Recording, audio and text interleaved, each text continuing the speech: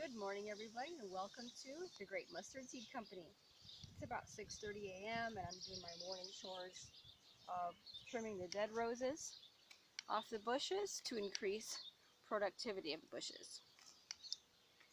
And today I wanted to talk about preparation for increasing prices and how we can make our own stash of food, of seeds, and decrease stress when prices are so high.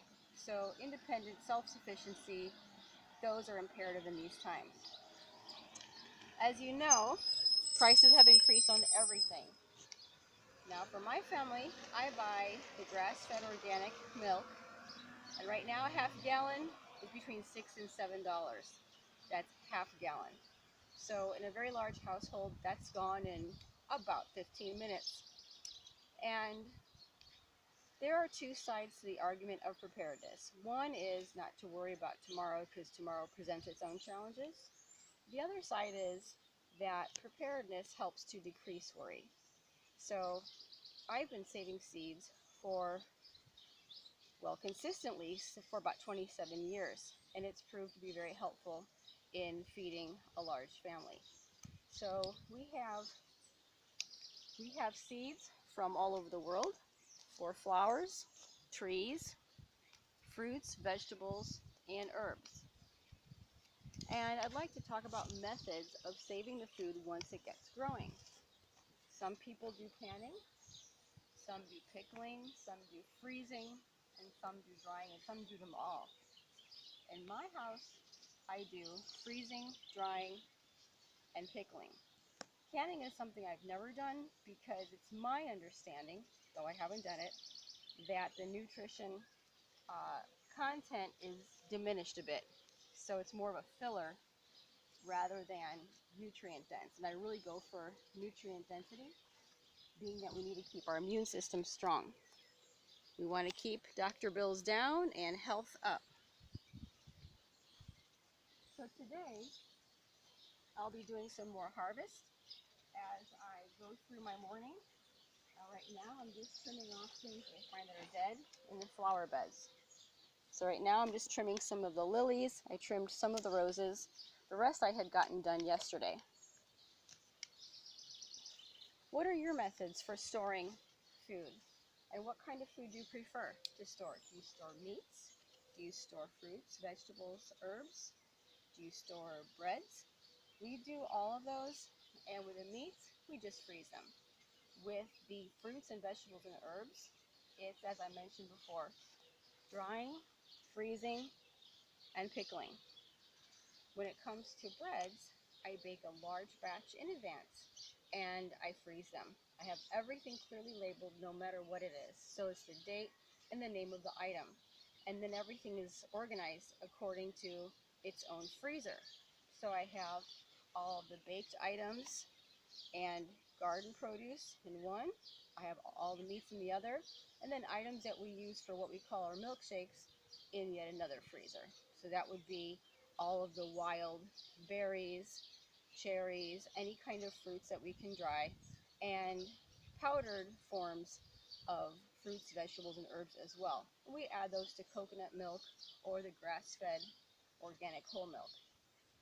Sometimes we make a yogurt that is called Mesta, and I have 5 different ways that I prepare that. Right now I'm going to show you some of the seeds that we have that we sell, and of course we've been growing them for decades ourselves. This is called Howden pumpkin. Here we have butternut squash. We have canary melon here. We have solar flare tomato here. We have a huge variety. This one is my favorite watermelon. It's absolutely delicious. It's called Alibaba watermelon. We have a multitude of varieties of melons, okra, pumpkins, squash, every kind of leafy green you can imagine, herbs and vegetables, and a wide variety of berries.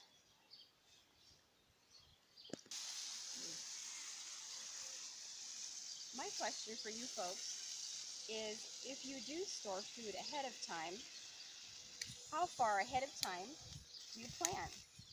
Do you plan your gardens and your storage for 6 months in advance to have a supply all the time?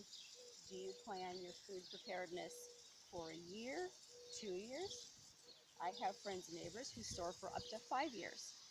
Myself, I have enough for, I'd say, about 3 years. And that's because we have so many. And there goes my hose acting up. It does this periodically.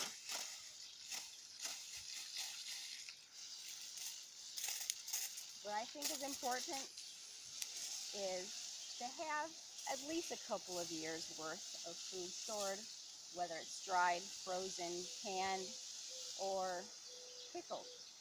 And pickling, we consume that one pretty fast, I have to say. That doesn't last too long. The others can last longer, and for us, we don't have to worry about the supply for the future because we have enough. So prices can go up on produce, prices can go up on meat. What we do is we buy them when the prices are good, as far as the meat's concerned, because we don't raise our own animals. And then we buy them in very, very large quantity, get them packaged and labeled, and frozen according to the date and the type of meat. So we have fish in one area, beef in one area, lamb, poultry, you get the point. How long do you plan in advance? For us, a few years. Let me know how long you plan in advance in the comments below. And if you'd like to purchase any of our seeds, they are all heirloom organic. We've been growing them for decades from these plants. Some of them I got from relatives who came from other countries to the United States. They brought me seeds and plants because in the days that they came, it was perfectly legal to bring plants and seeds onto an airplane.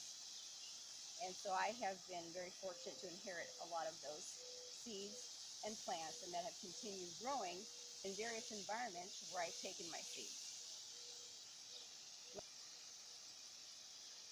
Let me know in the comments below if you'd like to purchase any of our heirloom organic seeds. They are $5 per package and guaranteed to grow very well in virtually any climate. We have grown them and have had customers grow them all over the United States in a variety of climates, and they've all been prolific producers. So you have a wonderful day. God bless you.